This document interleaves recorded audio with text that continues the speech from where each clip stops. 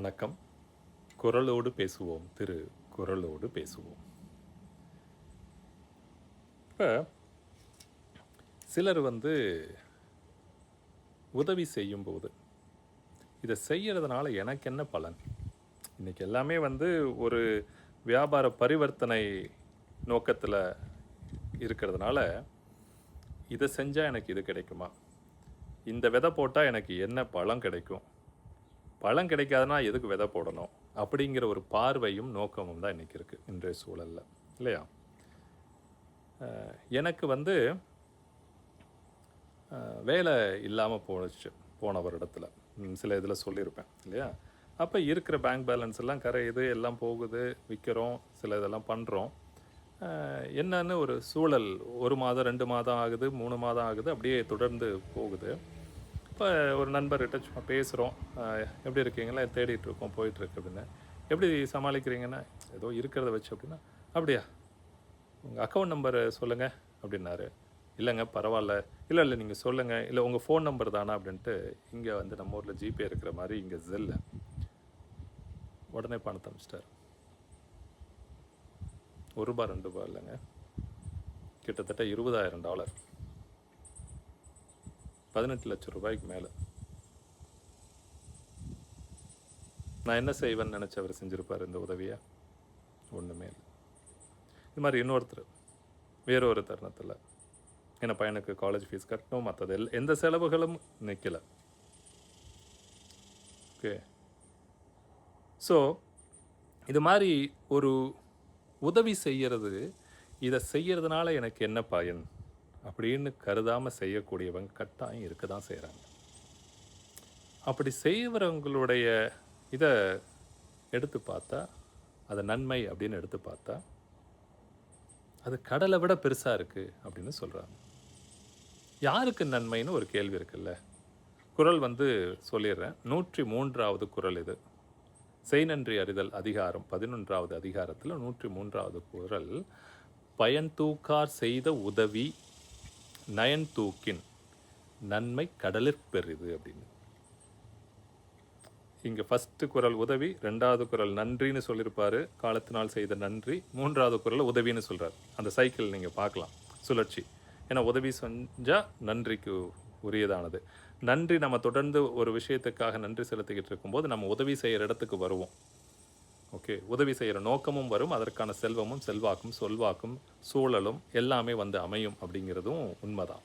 Okay, நம்ம உதவியை எதிர்பார்த்து மட்டும் இருக்கிறவங்க நன்றி செலுத்தாமல் இருந்தாங்கன்னா அவங்க உதவி செய்கிற இடத்துக்கு வரத்துக்கான வாய்ப்புகள் மிக குறைவு.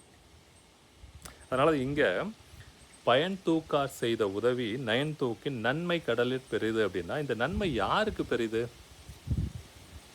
உதவி வாங்கினவங்களுக்கு கட்டாயம், நான் வாங்கியிருக்கேன், எனக்கு பெரிது. ஆனால் நயன் தூக்கின் சீர்தூக்கி பார்த்தோன்னா அந்த நன்மை யார் பயன் எதிர்பார்க்காம செய்தார்களோ அந்த எண்ணத்துக்கும் அந்த செயலுக்கும் அந்த சிந்தனைக்கும் இந்த பிரபஞ்சம் ஒரு நாள் மிகப்பெரிய கடலை விட பெரிதான ஒரு பரிசையும் பொக்கிஷத்தையும் அவர்களுக்கு கொடுக்கும் அப்படின்னு நான் சொல்ல. வள்ளுவர் சொல்கிறாரு. இது இந்த சீக்ரெட்னு ஒரு புக் இருக்குங்க. அந்த புக் நிறைய பேர் பார்த்துருப்பாங்க. கிராட்டிடியூட் அப்படிங்கிற ஒரு கிராட்டிடியூட் ப்ராக்டிஸ், நன்றி உணர்தல். நீங்கள் தினமும் ஒரு 5 பேருக்காவது நீங்கள் நன்றி செலுத்தணும். செடி மரம் கொடிகள் உள்ள அம்மா அப்பாவுக்கு, சாப்பிட்ற உணவுக்கு, தண்ணிக்கு, இப்படி பணத்துக்கு, நிறைய விஷயங்களுக்கு அப்படி பண்ணுறதா ஒரு 28 நாள் பயிற்சியாக அந்த புத்தகத்தில் குறிப்பிட்டிருப்பாங்க. அது நீங்கள் எழுதி தினமும் மனதார செய்தோம்னா கட்டாயம் ஒரு நல்ல ஒரு தெளிவு கிடைக்கும். அப்போ வள்ளுவர் சொல்கிற மாதிரி முதல் குறளில் செய்யாமல் செய்த உதவிக்கு வையகம் வானகம் ஆற்றல் அரிது அப்படிங்கிறத நீங்கள் புரியறதுக்கான ஒரு வாய்ப்பு இருக்கும் தொடர்ந்து 28 நாள் அதை பயிற்சி பண்ணும்போது. அப்போ இந்த உதவியும் நன்றியும் இப்படி மாற்றி மாற்றி வரதில் இந்த குறளை, ஒவ்வொரு குறளும் இதுக்குள்ளே இருக்கிறது அவ்வளவு அருமையான சூழல்களை நமக்கு ஞாபகப்படுத்துது. ஓகே, இப்போ இந்த மாதிரி நிறைய பேர் செய்திருக்காங்க. இப்போ நான் சமீபத்தில் நடந்து சொன்னேன், என்னுடைய வாழ்க்கையில் சின்னதுலேருந்து பள்ளிக்கூட பருவங்கள்லேருந்து கல்லூரி வேலை சேர்ந்த இடங்கள்லேருந்து பார்த்திங்கன்னா அவ்வளவு பேர், எவ்வளோ பேர் உதவி செய்திருக்கிறார்கள். அவங்க எல்லாருக்கும் நன்றிக்கு நன்றி கடன் பட்டவனாகத்தான் இருக்கும். அந்த நன்றியை நான் திருப்பி செலுத்திக்கிட்டு இருக்கோம். அவங்ககிட்டையும் சரி, இல்லை யாருக்கிட்டையாவது ஒரு சில நேரங்களில் சங்கடப்பட்டாலோ இது பண்ணாலோ அது வேற ஒரு அதிகாரத்தில் அதை பற்றி பேசுவோம்.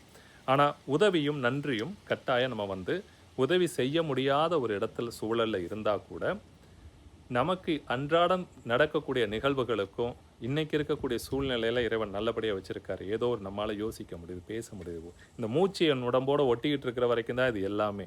இப்போ அந்த மூச்சுக்கு நம்ம நன்றி சொன்னால் தான் அடுத்த மூச்சுக்கான ஒரு எழுச்சியும் உணர்ச்சி வேகமும் நமக்கு கிடைக்கும் இல்லை? அப்படி ஒரு உத்வேகத்தோட நம்மளோட ஒவ்வொரு செயலுக்கும் நன்றியை அறிந்து உணர்ந்தால் நம்ம உதவி செய்யக்கூடிய இடத்திற்கு வருவோம் அப்படிங்கிறதுல எந்தவித ஐயப்பாடும் இல்லை. மீண்டும் மற்றொரு காணொளியில். நன்றி, வணக்கம்.